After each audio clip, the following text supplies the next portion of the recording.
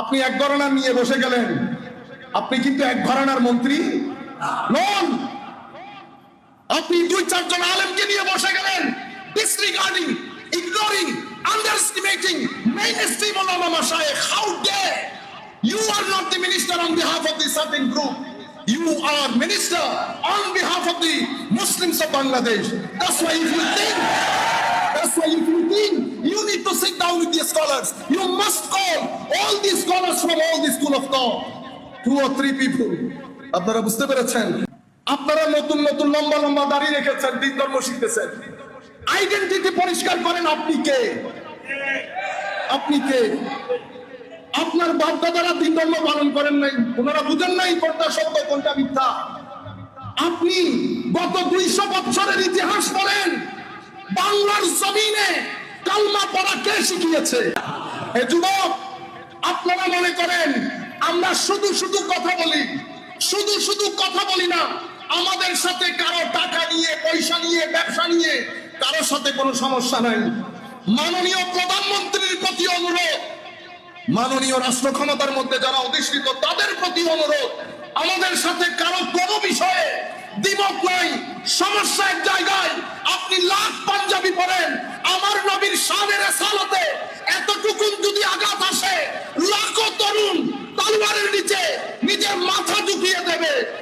এটার মধ্যে আমরা দাঁড়ানো। মাননীয়, শুধুমাত্র আপনারা দাড়ি টুপি দেখলে মনে করেন উলামায়ে কেরাম, আমরা মনে করি উলামায়ে কেরাম। আমরা যদি জিয়াউর রহমানের শানে দুই একটা কথা বলি, আমাদের বিএনপি যারা করে খারাপ লাগবে না? লাগবে কিনা বলেন বেটা? শুধু যদি শহীদ না বলি খারাপ লাগবে না? না লাগলে তো বিএনপিও না। আপনি যদি না লাগে তো বিএনপিও না। বিএনপি কেও বুঝে ধরেছে 50-60%। আপনারা নতুন নতুন লম্বা লম্বা দাড়ি রেখেছেন, দিন ধর্ম শিখতেছেন। আইডেন্টিটি পরিষ্কার করেন, আপনি কে? আপনি কে? আপনার বাপ দাদারা দিন ধর্ম পালন করেন নাই, ওনারা বুঝেন নাই কোনটা সত্য কোনটা মিথ্যা। আপনি গত 200 বছরের ইতিহাস পড়েন, বাংলার জমিনে কালমা পড়া কে শিখিয়েছে? ঢাকার বুকে কালমা কে শিখিয়েছে? চট্টগ্রামের বুকে কালিমা কে শিখিয়েছে? সিলেটকে কালমা কে শিখিয়েছে?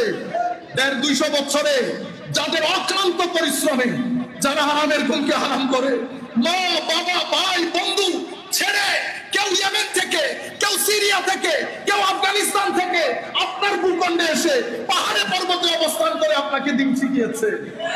এখন আমার মিঠা মিঠা ভাই আমাদেরকে শিখান এটা বেদাত। এটাও বলছি কেন হচ্ছে, সম্মানিত উপস্থিতি, আমি অন্য জায়গায় চলে যাচ্ছি। আমি যেটা আপনাদেরকে বোঝাতে চাচ্ছি এবং সরকারের প্রতি অনুরোধ করব, এই দেশকে কোন অবস্থায় উগ্রতার দিকে ঠেলে দেওয়া যাবে না। ধর্মীয় উগ্রতা একটা ক্যান্সারের মতো। ধর্মীয় উগ্রবাদ একদিনে জন্ম নেয় না।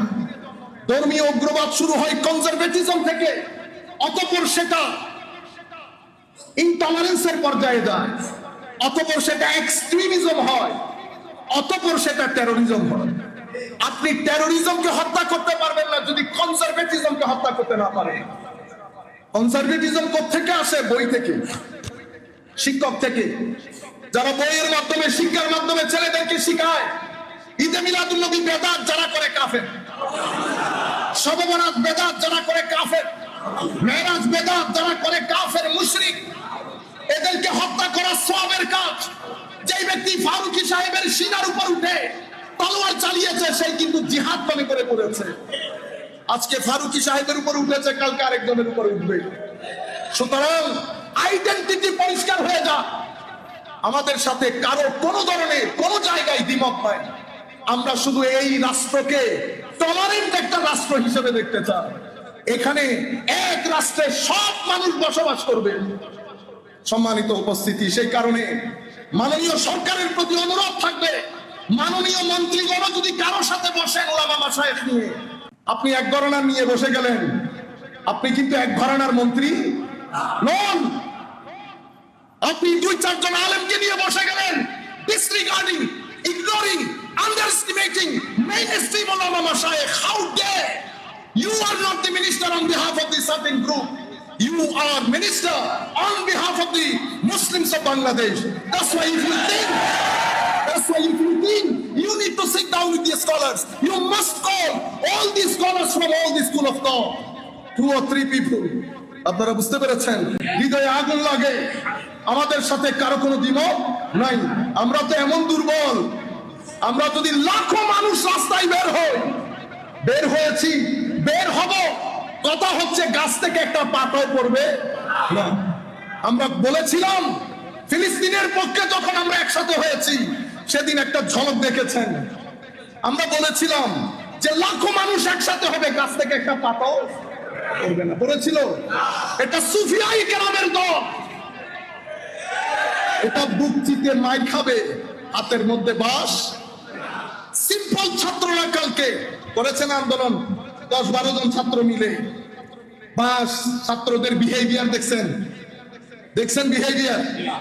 আমরা বলছি প্রত্যেককে যার যার অবস্থান থেকে বেটা প্রতিবাদ করতেই পারেন, কিন্তু আরেকজনকে মেরে বেয়াদবি করে জবান নষ্ট করে, আমি আপনাকে কথা দিচ্ছি, লাখ শিক্ষিত হোক, সুফিয়াই কেরামের দরবারে যেই ব্যক্তি জুতা সিধা করেছিল, সেই ব্যক্তিও যদি ওখানে মাঠে দাঁড়ায়, গাছ থেকে পাতা পড়বে। সম্মানিত উপস্থিতি, লাখো মানুষ আমাদেরকে দেখছেন, পরবর্তীতে দেখবেন। পৃথিবী ধর্ম থেকে ধর্মহীনতার দুনিয়াতে প্রবেশ করে ফেলেছে। Godless world. পৃথিবী চাই, বড় শক্তিগুলা চাই আপনার আমার তরুণ প্রজন্মকে গডলেস ওয়ার্ল্ড প্রদান করার জন্য। সেই কারণে অনেক ঐতিহাসিক দার্শনিকরা বলেছেন, পূর্বের যুগটা ছিল এইজ অফ ফেইথ, আর এই যুগ হচ্ছে এইজ অফ এইকিজম। পৃথিবী খুব দ্রুত গতিতে শিফট করে ফেলেছে। এটা একটা ড্রাস্টিক চেঞ্জ হয়েছে, আমূল পরিবর্তন হয়েছে, এবং আগামী 10 বছরের মধ্যে পৃথিবী যে কোথায় চলে যাবে সেটা হয়তো আমরা কল্পনাতেও আনতে পারবো না। পৃথিবীতে যেই পরিবর্তন আপনারা দেখছেন, সেই পরিবর্তনের সূত্রপাত হয়েছে 2007 থেকে।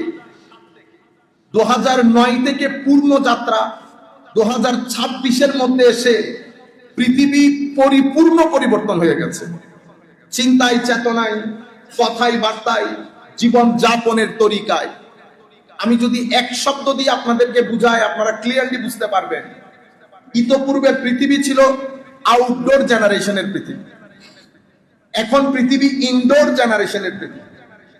প্রথমটা আউটডোর জেনারেশন, এটা ইনডোর জেনারেশন। আপনি যদি জেনারেশনকে ইনডোর করে বদ্ধ করে ফেলেন, তো আল্লাহ রাব্বুল আলামিন এখানে সবুজ দিয়ে পৃথিবীকে সাজিয়েছে, সূর্যের আলো দিয়ে পৃথিবীকে সাজিয়েছে। এই সব কিছু আপনার আমার সন্তানের ফিজিক্যাল গ্রোথ এবং স্পিরিচুয়াল ডেভেলপমেন্ট, এই দুইটার জন্য অসম্ভব গুরুত্বপূর্ণ।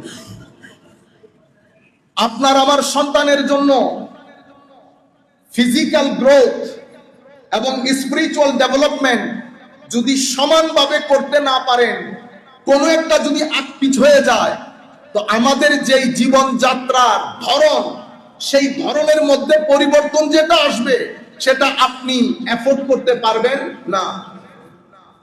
আপনি যদি ফিজিক্যাল ডেভেলপমেন্ট, ফিজিক্যাল গ্রোথ যদি স্পিরিচুয়াল ডেভেলপমেন্টের আগে চলে যায়, তো পৃথিবী ম্যাটেরিয়াল হয়ে যায়। ম্যাটেরিয়াল হয়ে গেলে পৃথিবী ভাই বন্ধু বুঝে না, আত্মীয় স্বজন বুঝে না। পৃথিবীর টাকা বাদে আর কিচ্ছু বুঝবে না। পৃথিবীতে লোভ, লালসা, প্রতিযোগিতা সমাজের মধ্যে এমন ভাবে হবে, আপনি কোনটা আটা কোনটা ময়দা বুঝার কোনো সুযোগ থাকবে না। আর যদি কোনো কারণে ফিজিক্যাল গ্রোথ পিছনে রয়ে গেছে, স্পিরিচুয়াল ডেভেলপমেন্ট সামনে চলে গেছে, তাহলে পৃথিবীর যে সমাজ ব্যবস্থা, এটা ভেঙে পড়বে, মানুষ পাহাড়ে পর্বতে চলে যাবে। এই জন্য আমার নবীর দিক নির্দেশনা, ফিজিক্যাল গ্রোথ, স্পিরিচুয়াল ডেভেলপমেন্ট, এই দুইটা একসাথে হতে হয়। দুইটা যদি একসাথে হয়, পারিবারিকভাবে, সামাজিকভাবে, রাষ্ট্রীয়ভাবে আপনি একটা সুন্দর পৃথিবীর ভিতরে ঢুকতে পারবেন, পরবর্তী প্রজন্মকে ঢুকাতে পারবেন। এটার ভিতরে যদি ইফস এন্ড বাটস হয়ে যায়, তাইলে পৃথিবীর মধ্যে যে বিগাড় হবে সেটা আমি আপনি মিলে অ্যাফোর্ড করতে পারবো না। সম্মানিত উপস্থিতি, তাইলে আমরা একেবারে এই যে ফেইথ, ইমানের জমানা থেকে গডলেস ওয়ার্ল্ড, এই পৃথিবীতে আমরা ঢুকছি। গডলেস ওয়ার্ল্ড করার জন্য এই পৃথিবীকে 4 জায়গা থেকে আমাদের উপর কাজ করা হয়েছে। যেমন art and culture. Art and কালচারের মাধ্যমে আগামী 5 বছরে আপনাদের ঘরের টিভি নাটকের মধ্যে যে অশ্লীলতা আপনারা দেখতে যাচ্ছেন, সেই অশ্লীলতা আপনার নামাজের, ইমানের যে যৌক শোক, সেটার গুড়া কর্তন করে পুরা গাছটাকে আপ্রুট করে দিবে। সেই কারণে কোরআনে পাকের মধ্যে আল্লাহ স্পষ্ট ভাষায় বলেছেন, মুমিন, তোমাদের সমাজে যেন কোনোভাবে অশ্লীলতা প্রসারিত না হয়। লা তাশিউল ফাহিশা, কোনোভাবেই সমাজকে অশ্লীল হতে দিবে না। সেটার কারণে আমার নবী 2টি ব্যবস্থা দিয়েছেন। পুরুষ মানুষদেরকে বলেছেন দৃষ্টিকে অবনত রাখতে, মেয়েদেরকে বলেছেন তাদের প্রাইভেট পার্ট গুলাকে মডেস্ট ওয়েতে কভার করতে, যেটাকে আমরা পর্দা বলি। আপনি যদি পর্দা করে বুঝাতে চান, ওয়েস্টার্ন কান্ট্রিকে বুঝাইতে পারবেন না, ইস্টার্ন কান্ট্রিকে বুঝাইতে পারবেন, তরুণ প্রজন্মকে বুঝাতে পারবেন না। সম্মানিত উপস্থিতি, এর পরবর্তীতে জ্ঞান বিজ্ঞান চর্চার মধ্যে দিনটাকে এভাবে বের করে আনা হবে, মানুষ বিজ্ঞানকে চর্চা করবে কোরআনের মতো করে। এটাকে গডলেস করার জন্য, রিলিজিয়াস লেস করার জন্য যা মন চায় ওয়েস্টার্ন ওয়ার্ল্ড সে আন্দাজে করেছেন। এবং আমরা যারা পৃথিবীর এই ভূখণ্ডে বসবাস করি, আমরা চেয়ারে বসতে চাইলে আমাদেরকে কিছু রিকোয়ারমেন্ট দেওয়া হয়। This is one of the requirements, that until you establish process of secularization in the field of education, you are disqualified to sit on the chair. সেই কারণে 10, 15, 20 years আপনি দেখবেন সামনে আরো খতরনাক হবে। দ্বীনের শিক্ষা ব্যবস্থা থেকে পরিপূর্ণরূপে নাই হয়ে যাবে। আপনারা মনে করছেন মাদ্রাসা শিক্ষা বেঁচে যাবে? নো। আপনি যেই কোনো একজন আলেমকে জিজ্ঞেস করেন, হুজুর মাদ্রাসা শিক্ষা গত 10 বছর এবং তার আগে সময়কালের মধ্যে কোনো পার্থক্য হয়েছে কিনা? পার্থক্য কতটুকু হয়েছে জানেন? 0 করে দেওয়া হয়েছে। এভাবে মাদ্রাসা থেকে, ইসলামিক এডুকেশন স্কুল থেকে না, মাদ্রাসা থেকে তুলে দেওয়া হচ্ছে। কারণ পৃথিবী গডলেস ওয়ার্ল্ডের দিকে যাচ্ছে। 2 নাম্বার 3, আপনি আমার নবী সাল্লাল্লাহু আলাইহি ওয়াসাল্লাম মক্কায়ে মুআজ্জামা থেকে যখন মদিনায়ে মুনাওয়ারায় যায়, ইসলাম এক্সিস্টেনশিয়াল মুড থেকে কনভেনশনাল মুডে আসে। অতঃপর আমার নবী মিসাকে মদিনা রচনা করেন, বদরের যুদ্ধ সংগঠিত হয়, আমার নবীর সাহাবায়ে কেরাম আজিম এক জয় পেয়ে যায়। সেই জয়ের সাথে সাথে ইসলাম স্ট্রেইট অ্যাওয়ে অপারেশনাল মুডে চলে যায়। তখন ইসলাম আমাদের সামগ্রিক জীবনকে ইসলামের আলোয়, ইসলামের শিক্ষায়, শরীয়তের আদলে অপারেট করা শুরু করে।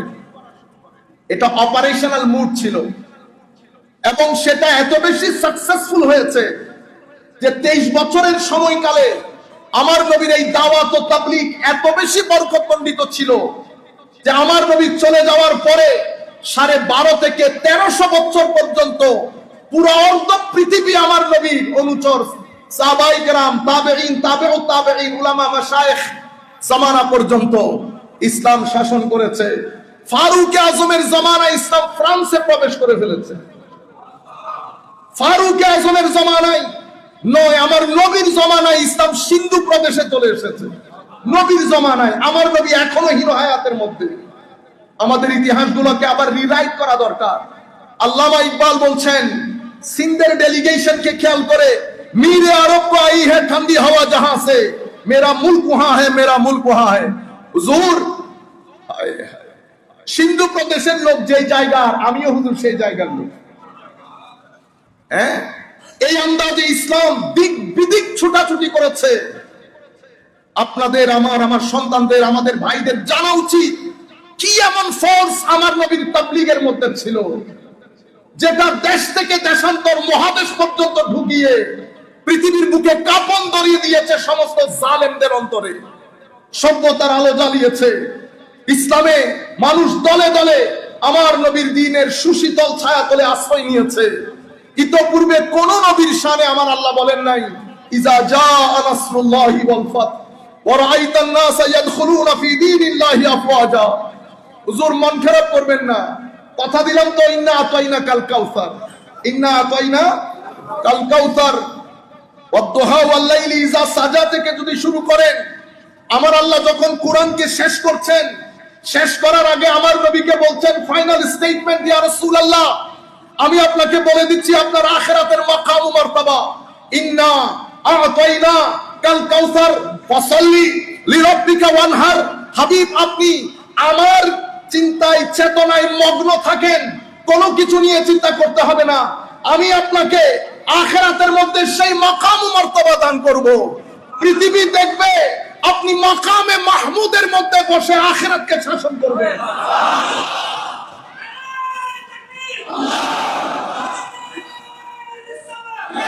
আপনি আখিরাতে বসে মাকামে মাহমুদের মধ্যে আপনি আখিরাত শাসন করবেন। পৃথিবী চুপ হয়ে যাবে, সেই চুপ অবস্থায় আমার নবী দাঁড়িয়ে প্রথমে আল্লাহর কোর্টের মধ্যে বক্তব্য রাখবেন। আমার নবী বলছেন আনা খাতিবুহুম ইজা আনসাতু। পৃথিবী যখন চুপ হয়ে যাবে আখিরাতের ময়দানে, আমি রাসূলুল্লাহ তখন আল্লাহর দরবারে দাঁড়িয়ে বক্তব্য প্রদান করব। উম্মত, আমি তোমাদেরকে আশার বাণী শোনাবো। আমি যারা হতাশ হয়ে যাবে তাদের অন্তরে আশার আলো জ্বালাবো। মুহাম্মাদুর রাসূলুল্লাহ। কেমনে আপনি বলেন, আপনারা বলেন, আমার নবীও জানেন না আমার নবীর কি হবে। আমার নবী যদি না জানেন কালামে পাকের উপর হাত দেওয়া হবে, আমার নবীর অবস্থা কি হবে সেটা তো আমার আল্লাহ কোরআনে ঘোষণা করে দিয়েছেন। বলেন নাই? বলেন নাই আমার আল্লাহ আসা আইয়াবআসাকা রাব্বুকা মাকামান মাহমুদা নাজিল করেছেন আল্লাহ, নাজিল হয়েছে রাসূলুল্লাহর উপর। যিনি দিয়েছেন উনিও জানেন, যাকে দেওয়া হয়েছে তিনিও জানেন মাকামে মাহমুদ মানে কি জিনিস। আমার আল্লাহ জানিয়ে দিয়েছেন, আপনি বলতেছেন রাসূল পাকও জানেন না। হে যুবক, আপনারা মনে করেন আমরা শুধু শুধু কথা বলি, শুধু শুধু কথা বলি না। আমাদের সাথে কারো টাকা নিয়ে, পয়সা নিয়ে, ব্যবসা নিয়ে কারোর সাথে কোনো সমস্যা নাই। মাননীয় প্রধানমন্ত্রীর প্রতি অনুরোধ, মাননীয় রাষ্ট্র ক্ষমতার মধ্যে যারা অধিষ্ঠিত তাদের প্রতি অনুরোধ, আমাদের সাথে কারো কোনো বিষয়ে দ্বিমত নাই। সমস্যা এক জায়গায়, আপনি লাখ পাঞ্জাবি পরেন, আমার নবীর শানে রিসালাতে এতটুকু যদি আঘাত আসে, লাখো তরুণ তলোয়ারের নিচে নিজের মাথা ঝুঁকিয়ে দেবে। এটার মধ্যে আমরা দাঁড়ানো। মাননীয়, শুধুমাত্র আপনারা দাড়ি টুপি দেখলে মনে করেন উলামায়ে কেরাম, আমরা মনে করি উলামায়ে কেরাম। আমরা যদি জিয়াউর রহমানের শানে দুই একটা কথা বলি, আমাদের বিএনপি যারা করে, খারাপ লাগবে না? লাগবে কিনা বলেন বেটা? শুধু যদি শহীদ না বলি খারাপ লাগবে না? না লাগলে তো বিএনপিও না। আপনি যদি না লাগে তো বিএনপিও না। বিএনপি কেও ভূতে ধরেছে 50-60%। আপনারা নতুন নতুন লম্বা লম্বা দাড়ি রেখেছেন, দিন ধর্ম শিখতেছেন। আইডেন্টিটি পরিষ্কার করেন, আপনি কে? আপনি কে? আপনার বাপ দাদারা দিন ধর্ম পালন করেন নাই, ওনারা বুঝেন নাই কোনটা সত্য কোনটা মিথ্যা। আপনি গত 200 বছরের ইতিহাস পড়েন, বাংলার জমিনে কালমা পড়া কে শিখিয়েছে? ঢাকার বুকে কালমা কে শিখিয়েছে? চট্টগ্রামের বুকে কালিমা কে শিখিয়েছে? সিলেটকে কালমা কে শিখিয়েছে? 150-200 বছরে যাদের অক্লান্ত পরিশ্রমে যারা হারামের গুণকে হারাম করে, মা বাবা ভাই বন্ধু ছেড়ে, কেউ ইয়েমেন থেকে, কেউ সিরিয়া থেকে, কেউ আফগানিস্তান থেকে আপনার ভূখণ্ডে এসে পাহাড়ে পর্বতে অবস্থান করে আপনাকে দিন শিখিয়েছে। এখন আমার মিঠা মিঠা ভাই আমাদেরকে শিখান এটা বেদাত। এটাও বলছি কেন হচ্ছে। সম্মানিত উপস্থিতি, আমি অন্য জায়গায় চলে যাচ্ছি। আমি যেটা আপনাদেরকে বোঝাতে চাচ্ছি এবং সরকারের প্রতি অনুরোধ করব, এই দেশকে কোন অবস্থায় উগ্রতার দিকে ঠেলে দেওয়া যাবে না। ধর্মীয় উগ্রতা একটা ক্যান্সারের মতো। ধর্মীয় উগ্রবাদ একদিনে জন্ম নেয় না। ধর্মীয় উগ্রবাদ শুরু হয় কনজারভেটিজম থেকে, অতঃপর সেটা ইনটলারেন্সের পর্যায়ে যায়, অতঃপর সেটা এক্সট্রিমিজম হয়, অতঃপর সেটা টেরোরিজম হয়। আপনি টেরোরিজমকে হত্যা করতে পারবেন না যদি কনজারভেটিজমকে হত্যা করতে না পারেন। কনজারভেটিজম কোত্থেকে আসে? বই থেকে, শিক্ষক থেকে, যারা বইয়ের মাধ্যমে, শিক্ষার মাধ্যমে ছেলেদেরকে শিখায় ঈদে মিলাদুন নবী বেদাত যারা করে কাফের, শবে বরাত বেদাত যারা করে কাফের, মেরাজ বেদাত যারা করে কাফের, মুশরিক। এদেরকে হত্যা করা সওয়াবের কাজ। যেই ব্যক্তি ফারুকী সাহেবের সিনার উপর উঠে তলোয়ার চালিয়েছে, সেই কিন্তু জিহাদ মনে করে করেছে। আজকে ফারুকী সাহেবের উপর উঠেছে, কালকে আরেকজনের উপর উঠবে। সুতরাং আইডেন্টিটি পরিষ্কার হয়ে যা। আমাদের সাথে কারো কোনো ধরনের কোনো জায়গায় দ্বিমত নাই। আমরা শুধু এই রাষ্ট্রকে টলারেন্ট একটা রাষ্ট্র হিসেবে দেখতে চাই। এখানে এক রাষ্ট্রে সব মানুষ বসবাস করবে। সম্মানিত উপস্থিতি, সেই কারণে মাননীয় সরকারের প্রতি অনুরোধ থাকবে, মাননীয় মন্ত্রীগণ যদি কারোর সাথে বসেন ওলামা মাশায়েখ নিয়ে, আপনি এক ঘরানা নিয়ে বসে গেলেন, আপনি কিন্তু এক ঘরানার মন্ত্রী নন। আপনি দুই চারজন আলেমকে নিয়ে বসে গেলেন, disregarding, ignoring, underestimating mainstream ulama mashayikh. How dare! You are not the minister on behalf of the certain group. You are minister on behalf of the Muslims of Bangladesh. That's why if you think you need to sit down with the scholars, you must call all the scholars from all the school of thought, 2 or 3 people. আপনারা বুঝতে পেরেছেন? হৃদয়ে আগুন লাগে। আমাদের সাথে কারো কোনো দ্বিমত নাই। আমরা তো এমন দুর্বল, আমরা যদি লাখো মানুষ রাস্তায় বের হয়েছি, বের হব, কথা হচ্ছে গাছ থেকে একটা পাতাও পড়বে না। আমরা বলেছিলাম ফিলিস্তিনের পক্ষে যখন আমরা একসাথে হয়েছি, সেদিন একটা ঝলক দেখেছেন। আমরা বলেছিলাম যে লাখো মানুষ একসাথে হবে, গাছ থেকে একটা পাতাও পড়বে না। পড়েছিল? এটা সুফিয়াই কেরামের দল। এটা বুক চিতে মাই খাবে, হাতের মধ্যে বাস। সিম্পল ছাত্ররা কালকে করেছেন আন্দোলন, 10-12 জন ছাত্র মিলে। বাস ছাত্রদের বিহেভিয়ার দেখছেন বিহেভিয়ার।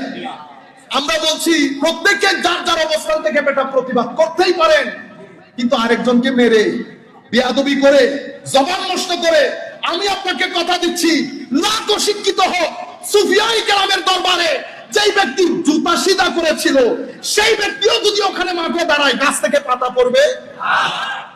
সম্মানিত বলতে যেটা চাচ্ছিলাম, আমার নবী যে দিন প্রতিষ্ঠা করেছে শরীয়ত, পুরো পৃথিবীর মধ্যে প্রপাগান্ডা করে শরীয়তকে একটা কালার্ড ওয়ার্ড হিসেবে দাঁড় করানো হয়েছে।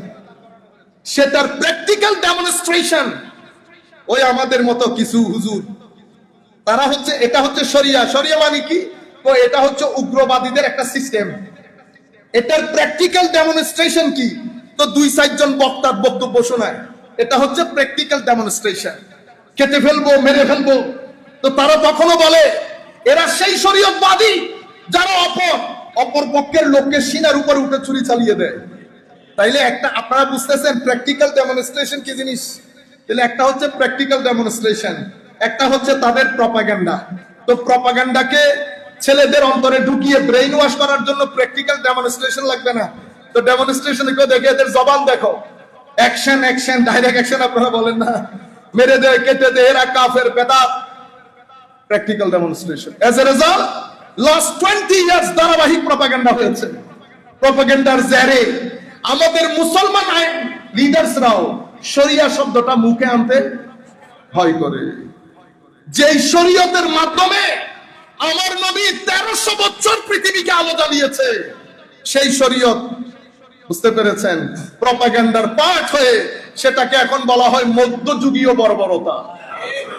মধ্যযুগীয়, আমার জানতে ইচ্ছে করে কোন বর্বরতা মধ্যযুগীয়?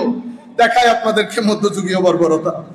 আজকের দিনেও যদি সুপ্রিম কোর্ট ইশারা করে, ট্রাম্প সুপ্রিম কোর্টে যাবে, আর যেই মধ্যযুগীয় বর্বরতার কথা বলছেন, সেই মধ্যযুগীয় বর্বরতায় খলিফাকে যদি কাজী আহ্বান করে, খলিফার নাকে খতিয়ে কাজীর দরবারে যাওয়া লাগবে। আইনের চোখে সবাইকে সমান করে দাঁড় করিয়ে দিয়েছে আমার নবী। None of the individual in the society beyond the law. কোন ব্যক্তি আইনের ঊর্ধ্বে না। এটাকে আপনারা মধ্যযুগীয় বর্বরতা নাম দিয়েছেন। সেই যুগে মধ্যযুগীয় বর্বরতা, যেই যুগে রেপ রেপকে আমার নবী মিনিমাম পর্যায়ে নিয়ে এসেছেন। কিলিং, হত্যাকাণ্ড মিনিমাম পর্যায়ে। এডুকেশনের রেট আমার নবী যাওয়ার 200-250 বছরের মধ্যে সিসিলি নামক একটা কেস স্টাডি হয়েছে, সেখানে শিক্ষার রেট 100 আউট অফ 100 হয়েছে। মধ্যযুগীয় বর্বরতা। যাই হোক, সম্মানিত উপস্থিতি, এভাবে চতুর্দিক থেকে আক্রমণ করে গডলেস ওয়ার্ল্ডে আমরা আস্তে আস্তে ধাবমান সেই রাস্তার দিকে। কোরআনে পাকের মধ্যে আল্লাহ রাব্বুল আলামিন ইরশাদ করেছেন, যে আয়াতগুলো আমি পড়েছি আপনারা একটু মনোযোগ দিয়ে শুনবেন। আমি খুব সংক্ষিপ্ত আকারে আমাদের করণীয়টা বলে বক্তব্য শেষ করব। ওয়ালা তাকুনু কাল্লাযীনা তাফাররাকু ওয়াখতালাফু মিন বা'দি মা জাআহুমুল বায়িনাত। আমার আল্লাহ বলছেন, বান্দা, পূর্ববর্তী যুগের ইহুদি নাসারারা যেভাবে দলে দলে বিভক্ত হয়ে গেছে সেভাবে হইবা। ওয়ালা তাকুনু কাল্লাযীনা তাফাররাকু, ফিরকা ফিরকা ফিরকা হয়ে গেছে। ওয়াখতালাফু, নিজেদের মধ্যে তাদের কাছে সব হক আসার পরেও পরস্পর ইখতিলাফ করে একজন আরেকজন থেকে অনেক দূরে সরে গেছে। এই কাজটা করিও না। ওয়া উলাইকা লাহুম আযাবুন আযীম, এদের জন্য আল্লাহ রাব্বুল আলামিন আযাবে আযীম রেখেছেন। যারা এই ফিরকা হয়ে যাওয়ার পরেও যারা পানি ঢালে, তেল ঢালে, আরো হোক, উম্মত হিসেবে আপনার আমার সন্তানের দায়িত্ব, যারা হক বুঝেছে, হক পেয়েছে, তারা এই হকের বাণী জায়গায় জায়গায় ছড়িয়ে দেবেন এবং প্রত্যেকের ব্যাপারে আল্লাহর দরবারে দোয়া করবেন, আল্লাহ যেন হেদায়েত করেন। কোরআনে পাকের একটা আয়াত, আরেকটা আয়াতের মধ্যে আমার আল্লাহ বলছেন, ওয়া আতিউল্লাহ ওয়া রাসূলা, তোমরা আল্লাহ এবং রাসূলের আনুগত্য করো। ওয়ালা তানাযাউ, নিজেরা নিজেরা ঝগড়া ফাসাদ করিও না। ফাতাফশালু ওয়া তাযহাবা রিহুকুম, যদি নিজেরা নিজেরা ফিতনা ফাসাদ করো, ফাতাফশালু, তাইলে তোমরা কি হবে? গ্রুপ গ্রুপ গ্রুপ গ্রুপ হয়ে যাবে। ওয়া তাযহাবা রিহুকুম, তোমাদের যে রব, মানুষ যে তোমাদেরকে ভয় করে, তোমাদের ভিতরকার যেই তেজস্বিতা সেটা খতম হয়ে যাবে। সবাই মিলে একসাথে থাকলে, চাচতো ভাই, জ্যাঠাতো ভাই, খালাতো ভাই, কেউ নজর দিয়ে তাকায় যেই আপনি আলাদা আলাদা হয়ে যাবেন, কোরআন বলছে ফাতাযহাবা রিহুকুম, তোমাদের যেই তেজস্বিতা, রব, দবদবা খতম হয়ে যাবে। মানুষ তোমাদেরকে ভয় পাবে না। ইন্নাল্লাহা মা'আস ওয়াসবিরু, স্বাভাবিকভাবে এখানে সবর করতে হয়। এগুলা এই জায়গায় আসলে অসম্ভব ধৈর্য ধারণ করতে হয়। ইন্নাল্লাহা মা'আস সাবিরিন, তো মনে রাখো আমার আল্লাহ ধৈর্যশীলদের সাথে থাকে। ধৈর্য ধরেন, ধৈর্যশীলদের সাথে আল্লাহ থাকে। সময় খুব সংক্ষিপ্ত হিসেবে শুধু এখানে একটা হাদিস আপনাদের সম্মুখে তুলে ধরি। আন আবি হুরায়রা রাদিয়াল্লাহু তাআলা আনহু আন্না রাসূলুল্লাহ সাল্লাল্লাহু আলাইহি ওয়াসাল্লাম قال, হযরতে আবু হুরায়রা রাদিয়াল্লাহু তাআলা আনহু থেকে বর্ণিত, নবী করিম সাল্লাল্লাহু আলাইহি ওয়াসাল্লাম, আমরা বলবো যখন সাল্লাল্লাহু আলাইহি ওয়াসাল্লাম, আপনারাও করবেন সাল্লাল্লাহু আলাইহি ওয়াসাল্লাম, ইরশাদ করছেন, ইন্নাল্লাহা ইয়ারদা লাকুম সালাসা ওয়া ইয়াসখাতু লাকুম সালাসা, তিনটা জিনিস আল্লাহ আপনাদের জন্য পছন্দ করেন এবং তিনটা জিনিস আল্লাহ আপনাদের জন্য অপছন্দ করেন। তিনটা জিনিস পছন্দের আমাদের জন্য আল্লাহর, আর তিনটা জিনিস অপছন্দের। তো পছন্দের কোনটা?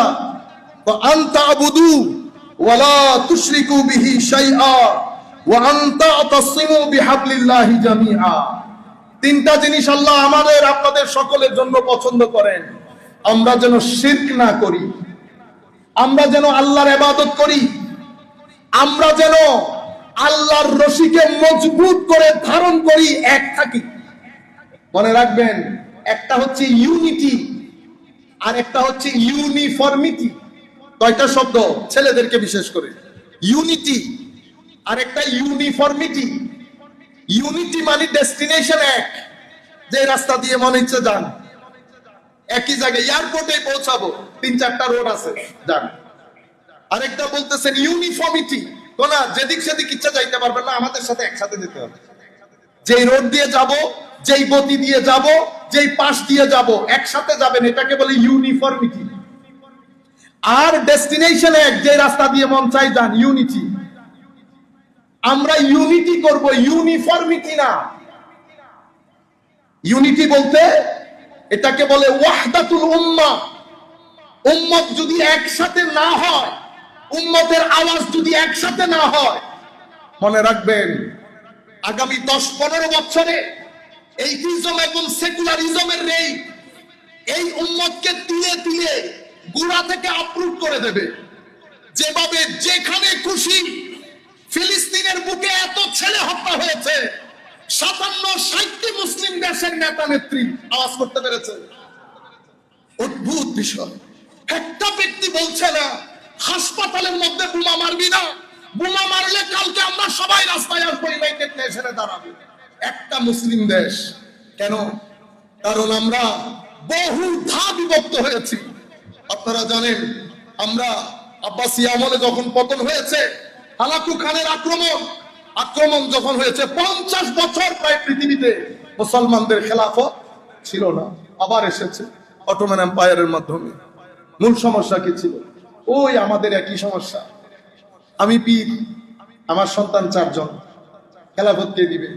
খেলাফত তো দুধ বিক্রেতার মতো, ধরেন 1 কাপ দুধ আপনি নেন, 1 কাপ দুধে, বুঝছেন? ম্যাথমেটিক্সের টিচার আবার সন্তানকে ম্যাথের টিচারের সন্তান ম্যাথের টিচার হইতে পারে না, কিন্তু এখানে হইতে পারে। যাই হোক, এটাকে বলে প্রবলেম অফ সাকসেশন। আমার পরে মন্ত্রী কে হবে? সন্তান তো 4 জন, বড় বউয়ের ঘরে 4 জন, ছোট বউয়ের ঘরে 3 জন, প্রবলেম আরো জটিল। এরপরে ভাগ করে দিয়েছে, তুমি উত্তর, তুমি দক্ষিণ, তুমি পূর্ব, তুমি পশ্চিম। গ্রিপ নষ্ট হয়ে গেছে কিনা? কোরআন কি বলছে? ওয়াতাযহাবা রিহুকুম, তোমাদের রি খতম হয়ে যাবে, রব দবদবা খতম হয়ে যাবে। সেরকমই হয়েছে।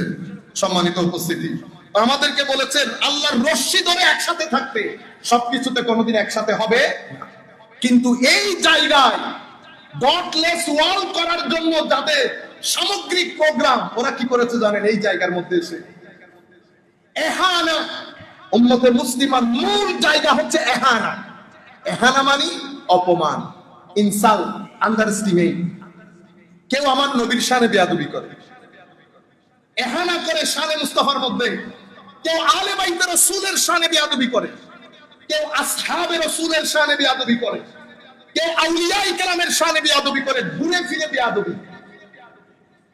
আমাদের একজন এই গত 4-5 দিন আগে কত স্মার্ট, হুজুর হযরতে মুআবিয়া রাদিয়াল্লাহু তাআলা আনহুর ব্যাপারে আপনার মতামত কি? আল্লাহ বেটা, সুযোগ থাকলে মাটির নিচে গাড়াই ফেলতাম। বুঝতে পেরেছেন ফিতনা কোন দিক দিয়ে ঢুকতেছে? বহুত একেবারে আশেক। আরে বেটা, তুই মুআবিয়া রাদিয়াল্লাহু তাআলা আনহু পর্যন্ত যাবি, তোমার পাশের জন বসে আছে সিদ্দিক আকবর পর্যন্ত যেতে। সিদ্দিক আকবর পর্যন্ত গেলে কোন দিন নিয়ে তুমি সামনের দিকে যাবা? হে যুবক, আন্তর্জাতিক বিশ্ব তোমাকে এটাই নিয়ে তোমার সাথে প্ল্যান প্রোগ্রাম করেছে। কেউ শানের সালতে বিয়াদবি করে, এলিট ক্লাসের লাইফ লিড করে, বুঝবেন না এত টাকা করতে কে আসে। আর এইটা মসজিদে গাউসুল আজম, লাখো মুসল্লি নামাজ পড়তে আসে, 3 তালা বানতে খবর হয়ে যায় নাই, যাচ্ছে কিনা? কিন্তু এখান থেকে বের হয়ে সিলেট পর্যন্ত যাইতে যাইতে 2 তলা বিল্ডিং হয়ে যায়। আমরা কিন্তু কোন হুজুর কোন পরিবার থেকে উঠে এসেছেন, কার পরিবারে চুলা জ্বলেছে সব জানি। মাদ্রাসা কয় পার্সেন্ট ছেলে দারিদ্র সীমার উপর থেকে, কয় পার্সেন্ট দারিদ্র সীমার নিচ থেকে আসে সেটাও জানি। স্বাভাবিকভাবে আমার মনে প্রশ্ন আসবে না, কোটি টাকা আপনাকে কে দেয়, কেন দেয়? আপনারা বুঝতে পেরেছেন? আজীব এক নির্লজ্জা যুবক আপনাকে নিয়ে শানের রিসালাতে বিয়াদবি করে, কেউ আমার নবীকে আখেরি রাসূল হিসেবে অস্বীকার করে, কেউ হাদিস অস্বীকার করে। 300 বছর পরের জিনিস কেমনে বিশ্বাস করি? কেউ মাযহাব অস্বীকার করে, ফিকা 300 বছর পরের জিনিস কেমনে কি করি? কেউ আমার নবীর আনিত বিধানকে মানতে চায় না। না, রাষ্ট্রীয় পর্যায়ে স্বাভাবিকভাবে এখন সেকুলার মডার্ন দুনিয়া, সবাই মুসলমান, ইউনিভার্সিটিতে গেলে সবাই ফুল নিয়ে আসে। মূল বিষয় এহানা, মূল বিষয় অপমান। সে কারণে আউলিয়া ইকরামের শানে, আসহাবে রাসূলের শানে, আহলে রাসূলের শানে, আমার নবীর শানে বিয়াদবি মুসলিম উম্মার অনৈক্যের পেছনে মূল কারণ, আর কোনো কিছুই নয়। বাকিগুলো চলতে চলতে সমাধান হয়ে যায়। সম্মানিত উপস্থিতি, আমার নবী সাল্লাল্লাহু আলাইহি, আমরা কি শেষ করব? আপনারা মুভমেন্ট করলে আমার মাথাটা নষ্ট হয়ে যায়, আমার ব্রেইন কাজ করতেছে। আর শব্দ করবেন না আপনারা, আমরা শেষ করে দেবো 2 মিনিটে। সম্মানিত উপস্থিতি, আমরা যখন অতিরিক্ত ইখতিলাফ করি একজন আর একজনের সাথে, ছেলেদেরকে বলছি বিশেষ করে, ধরেন আপনি ফেসবুক ইউজ করছেন বেটা, আমাদের মসজিদের সম্মানিত চেয়ারম্যান, অত্র মসজিদের চাচা, ওনার একটা পোস্ট, ওনার ছবি দিয়ে আপনি গালি একটা দিয়ে দিলেন, উনি তো আপনাকে আর মারতে যাবে না, পারবে? আপনি যদি মনে করেন এটার কোনো সওয়াল জবাব হবে না আল্লাহ রাসূলের দরবারে, তাহলে তো করে ফেলেন। কাফের ও মুশরিক যা মন চাই করতে পারে, কিন্তু মুসলমান হলে বেটা প্রত্যেক কথার জন্য আল্লাহর দরবারে জবাবদিহিতা আছে। আপনি জানেন, গডলেস ওয়ার্ল্ড করার জন্য যখন আপনি অতি মাত্রায় একজন আরেকজনের সাথে অতি মাত্রায় ঝগড়া ফাসাদ করবেন, তখন সবচেয়ে বড় দুর্ঘটনা ঘটবে কোনটা?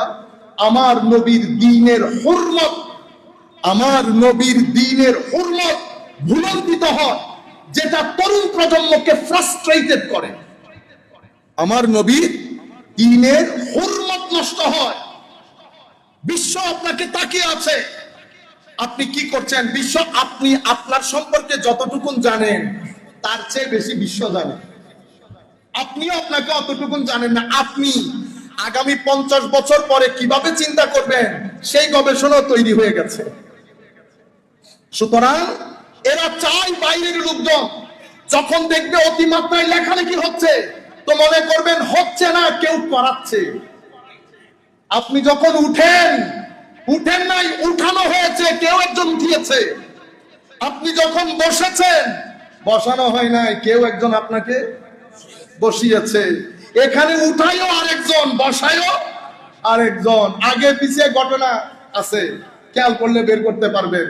हो ही नहीं सकता, होते ही पारे ना कि आप खुद उठ गया, नहीं, किसी ने उठाया और किसी ने बिठाया। যা কিছু হচ্ছে দেখবেন হঠাৎ করে একটা জিনিস আসবে, ভাইরাল হয়ে গেছে। আপনি কখনো চিন্তা করছেন ভাইরাল হয় কেমনে? ভাইরাল কেমনে হয়? জালালউদ্দিন আল কাদরি ভাইরাল হয়েছে, আল্লামা আব্দুল জলিল রহমাতুল্লাহ আলাইহি ভাইরাল হয়েছে। হ্যাঁ, তো যারা ভাইরাল হওয়া তারা ভাইরাল হয় না, আমাদের মতো জাহেল মূর্খ ভাইরাল হয়। কারণ আছে না? তাইলে বোঝা যাচ্ছে ভাইরাল যারা করে তাদের অবজেক্টিভ আছে, এইম আছে, তারা আসল জিনিসগুলোকে সামনে আসতে দেয় না। গুগলের মধ্যে যে কোনো একটা হাদিস লেখে আপনি গুগল করেন, প্রথম 6টা পেজ যেগুলো আসবে, সেগুলো আপনাকে কোন জায়গায় নিয়ে সমুদ্রে নিক্ষেপ করবে বুঝতেও পারবেন না। পৃথিবীর ডক্টর আব্দুল হাকিম মুরাদকে চিনে না, শেখ ডক্টর হামজা ইউসুফকে চিনে না, কিন্তু আমাদের এখানে আমাদের সম্মানিত উস্তাদ জামে আহমদিয়া সুন্নিয়া আলিয়া মাদ্রাসার মুফতি আব্দুল ওয়াজিদ সাহেব হুজুর বলেন, তো বাইল্লা মৌলভী বুঝেন আপনারা? ইম্যাচিউর মৌলভী আমাদের কথা বলতেছেন। বাইল্লা মৌলভী নিজে নিজে বলে মুফতি, ইন্না লিল্লাহি ওয়া ইন্না ইলাইহি রাজিউন। বাংলাদেশ, ইন্ডিয়া, পাকিস্তানে 3 জন মুফতি মিলতে কষ্ট হয়ে যাবে, আর এখানে বাজারে বাজারে মুফতি, মাদ্রাসায় পড়ানোর জন্য একজন শিক্ষক খুঁজে পাওয়া যায় না। মুফাসসিরে কোরআন ম্যাক্সিমাম আলিয়া মাদ্রাসার মধ্যে মুফাসসির খুঁজে পাওয়া যায় না। সেই জাতির ঘরে ঘরে উঠানে মুফাসসির, যার যা মন চায় কথা বলে চলে যাচ্ছে। এখন দিক নির্দেশনা কি হবে বেটা? আখেরি স্টেটমেন্ট। তাইলে আপনি যখন অতিমাত্রায় এই কাজগুলা করবেন, আমার নবীর দ্বীনের হুরমত নষ্ট হয়। দ্বীন নিয়ে মানুষ হাসাহাসি করে, মানুষ যখন বলবে না মৌলবীদের কাজ দেখো, মৌলবীদের কাজ দেখো বলতে বিতর্কত ভাবে আমার নবীর শরীয়তের প্রতি এক হয়। তরুণ প্রজন্ম দিন থেকে শরীয়ত থেকে আস্তে আস্তে বিমুখ হয়ে যাচ্ছে, যার কারণে বাংলাদেশে এখন এইটিজমের রেট অনেক উপরে, এইটিজমের রেট অনেক উপরে। এর পরবর্তীতে আপনি যখন এগুলা করবেন আপনার শক্তির বিনাশ হবে, শক্তির বিনাশ। এক গ্রুপ, দুই গ্রুপ, তিন গ্রুপ, চার গ্রুপ। গ্রুপ হয় কেন? গ্রুপ হয় চেয়ারের কারণে। চেয়ারের প্রতি অ্যাট্রাকশন জন্মায় কেন? নফসের কারণে। নফসে কি হয়? লোভ হয়। তো লোভ, নফস, চেয়ার, অতঃপর গ্রুপিং। আবার বলি, লোভ, নফস, চেয়ার, অতঃপর গ্রুপিং। তাইলে আপনি যিনি ইসলামী দল হিসেবে আমার নেতৃত্বে আসবেন, উনি লোভ, নফস থেকে যদি বেরই হতে না পারেন, তাহলে গ্রুপিং থেকে বের হতে পারবো না। আর গ্রুপিং হলে শক্তির বিনাশ হয়। You can not be energetic. আপনি এনার্জি তো লস করে ফেলছেন। সবচেয়ে বড় বিষয় হচ্ছে আপনি যখন এই অরাজকতার মধ্যে একজন আরেকজনকে গালি, মারামারি, মেথোডোলজি নাই, এলম নাই, হেলম নাই, হিকমত নাই, তাকওয়া নাই, পরহেজগারি নাই, মাহফিল এলমের মজলিস না। মাহফিলে আপনি কোরআন হাদিস পড়ে যা মন চাই বলবেন, মানুষ যেন কিছুটা হলেও ভিতরে মহব্বত আসে, মানুষ যেন ভিতর থেকে শান্তি পায়। এগুলা আপনার যদি অনেক এলম থাকে, দেখা পড়েন, তাইলে এখানে দারসে নিজামি আছে, বলেন এখানে আমাদের প্রেসিডেন্ট সাহেব, সেক্রেটারি সাহেবকে বললে সব জায়গায় কি পয়সা নিতে হয়? সব জায়গায় পয়সা নিতে হয়। ওনারা যে কাজগুলা করেছেন পয়সা খরচ হয় নাই, তো ওনারা পয়সা খরচ করে প্রতিষ্ঠান করেছেন, আমি ফ্রিতে আইসা পড়াইলে অসুবিধা আছে? যেহেতু এত বেশি এল, ওনাদের তো শিক্ষক দরকার। আসেন, বলেন সপ্তাহে 2 দিন পড়াবো। স্থানীয়ভাবে যারা মুফতিয়ানে কেরাম আছেন, আমরা যারা গরিব গুরাবা আছি, আমরাও দর্শের মধ্যে আইসা বসলাম, আপনি মুফতি সাহেব আমাদেরকে পড়াইলেন। হায় হায়, আমাদের উস্তাদদেরকে এখন কেউ মুনাজাতের জন্য ডাকে না, ইনারা বোধহয় ডাকে। আমাদের সিনিয়র 2-3 জন তো এখনো দুনিয়াতে আছে, এদেরকে মুনাজাতের জন্য ডাকে না। এই তরুণ ছেলেরা কি চায় আপনারা, আপনারা কি চান আমার নিজেরও বুঝে আসে না। আপনারা কোন রাস্তা দিয়ে হাঁটতেছেন? ম্যাক্সিমাম কোরআন পড়তে পারে না ভাই, তিলাওয়াতে কোরআন পড়ে না, নামাজ পড়ে না, ফরায়েজি দ্বীন জানে না, আকায়েদ জানে না, উসুল জানে না, ফুরুজ জানে না আমাদের ছেলেরা। এরপরে বলে হুজুর আপনাকে বহুত মহব্বত করি। ঠিক, আপনি তিলাওয়াতে কোরআন না করে কিসের মহব্বত? আপনি নামাজ পড়লেন না, কিসের মহব্বত? সমাজের মধ্যে ভদ্রতা হিসেবে এস্টাবলিশ করতে পারেন নাই, ভদ্রতা মানুষকে শিখাইতে পারেন নাই, কিসের মহব্বত? নামাজ বাদে, তাসবিহ তাহলিল বাদে। সম্মানিত উপস্থিত, যারা মহব্বত করেন দাবিদার, কোরআনে পাকের দিকে আসেন, নামাজের দিকে আসেন, স্থানীয় মসজিদে নামাজ পড়েন। আমাদের যেই সমস্ত ছেলেপুলে দ্বীনের কাজ করেন, সুন্নিয়তের কাজ করেন, সর্বাত্মক সহযোগিতা করেন। সুন্নিয়তের কাজে কোনো ডিভিশন করবেন না কোনোদিন, কে কোন পীরের মুরিদ, এটা দেখার জরুরত নাই। আহলে সুন্নাত ওয়াল জামাত আমাদের জন্য বড় ছাতা, এটার নিচে আমরা সবাই সব পীরের মুরিদান একসাথে জমা হব। রাত্রি বেলায় যেই যার পীরের কাছে গিয়ে ফিউজ ও বারাকাত নেব, এটা স্টাইলের বিষয় না। এখন তো স্টাইল, আমি অমুক পীরের মুরিদ, ফজরের নামাজও পড়েন, আল্লাহ পাক জানে। কারণ আপনার পীর যদি নামাজি হয়, আপনি নামাজি হবেন, ইম্পসিবল, ইম্পসিবল। আপনার পীর যদি তিলাওয়াতে কোরআন জানে, আপনিও জানবেন। আপনি না জানা মানে হচ্ছে উপরে জানে না। বৃক্ষ তোমার নাম কি? ফলের পরিচয়। সম্মানিত উপস্থিতি, একটা রেভলিউশন দরকার, রিকনস্ট্রাকশন অফ মাইন্ডসেট দরকার। আমি অ্যাপ্রিশিয়েট করি আপনারা যুব সেনার ভাইরা যারা এখানে নতুন করে দর্শের কাজ শুরু করেছেন। এভাবে রিকনস্ট্রাক্ট করতে হবে তরুণ প্রজন্মের কাছে এশকের, আদবের, তাজিমের, তাবজিলের, তাকরিমের, তাকওয়ার, পরহেজগারি এই দাওয়াত তরুণ প্রজন্মের অন্তরে দিতে হবে। সেই জায়গায় ফেরত যেতে হবে যারা 200 বছর, 150 বছর, 100 বছর আগে এসে আমাদেরকে এখানে দিন শিখিয়েছেন। এটার বাইরে গেলে ফেসবুক ব্যবহারের ক্ষেত্রে সতর্ক হন। মনে রাখবেন, তরকারি হয়ে গেলে উপরের তেল ভেসে উঠে, উপরের তেল ভেসে উঠে। চুপ করে থাকবেন, দেখবেন কে ফিতনাকারী, এই ফেসবুক প্রমাণ করে দিবে আপনাকে। কি আর বেটা প্রত্যেক কথার জবাব দিতে হয় না। আল্লাহর ইজ্জতের কসম, এলমি কোনো কিছু হলে অবশ্যই জবাব দিবেন। কিন্তু ইমাম গাজালি বলেছেন, কেউ যদি হিংসায় বশবর্তী হয়ে প্রশ্ন করে, উত্তর দিও না। কেউ যদি অহংকারের বশবর্তী হয়ে প্রশ্ন করে, উত্তর দিও না। আহমকানা প্রশ্ন, 2টা বই পড়ে নাই বলে ইমামে আজম, হাদিস জানেন। এই ব্যক্তির নাম কি? আহমক। ইংরেজিতে বলে স্টুপিড। স্টুপিড মিন্স মানে, আরেকটা শব্দ আছে বাংলাতে বললে মসজিদের সাথে যাবে না, আরবিতে বললে আপনারা বুঝতে পারবেন, ইমাম গাজালি বেশি ইউজ করে বালি। বালি ইয়া কেটে দিলে বাংলাতে আপনারা বলেন সেটা। বুঝতে পেরেছেন? মনে মনে হিসাব করলে বুঝে ফেলবেন। এই তিনজনের প্রশ্নের উত্তর দিতে ইমাম গাজালি নিষেধ করেছেন। এদের প্রশ্নের উত্তর দেব আর আগুনের মধ্যে তেল ঢেলে দেওয়া একই কথা। আমার ভাইরা, ফেসবুক ইউজ করতে সাবধান, স্ক্রিন থেকে সময় কমান। এটা আপনাকে ধ্বংসের অতল তলে তলিয়ে নিয়ে যাবে। 12টার পরে 11টার পরে মোবাইল ইউজ করা বন্ধ করে দেন। মা বাবাদের প্রতি অনুরোধ, 11টার পরে ছেলেরা যেন মোবাইলটা নির্দিষ্ট একটা জায়গায় রেখে দেয়। নষ্ট করে দিয়েন না নিজের জীবন, চোখ নষ্ট হয়ে যাবে। কিছুদিন পরে চোখে দেখবেন না কোনো কিছু। আর রাতকে রাত যখন এই কাজে অতিবাহিত করবেন, ভিতর লক হয়ে যাবে। ভিতর লক হয়ে গেলে মানসিক অশান্তিতে পড়ে যাবেন। পুরা পৃথিবীর ডাক্তার ওষুধ সব যদি আপনার উপর ঢেলে দেওয়া হয়, বেটা মানসিক অশান্তি থেকে বাঁচানোর কোনো ওষুধ নাই। নিজেকে ধ্বংস করে দিয়েন না।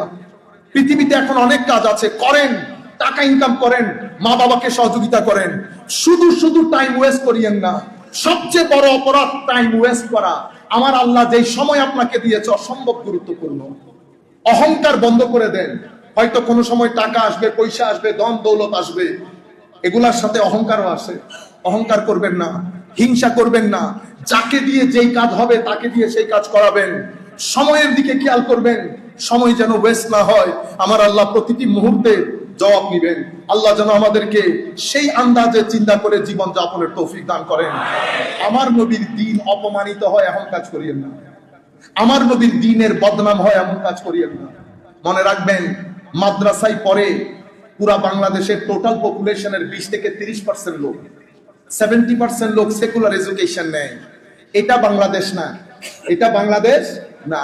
আপনার শ্রোতা তিন ধরনের, হয় আপনার জন্য ক্রেজি, জান দিয়ে দেবে, এটার সংখ্যা খুব গৌণ, এবং একদল আপনার বিপক্ষে, কোরআন শরীফ যদি হাতে দিয়ে দেন এগ্রি করবে, এরও সংখ্যা গৌণ। মাঝখানে ওভারওয়েলমিং মেজরিটি, একটা বিশাল অংশ, সেটা দিন গ্রহণ করে, দিন শিখে আপনার প্রেজেন্টেশনের উপর, আপনার সুন্দর আলোচনার উপর, আপনার হিকমতপূর্ণ আলোচনার উপর, সুফিয়ায়ে কেরামের তর্জ তরিকার উপর।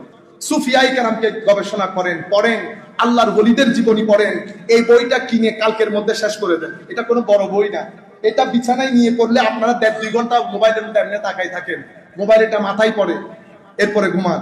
এর চেয়ে বরং আজকের মধ্যে এটা শেষ করে দিবেন। আমি জিজ্ঞেস করবো ওনাদেরকে, আপনারা কয়জনে বই কিনছেন, আইডিয়া হয়ে যাবে।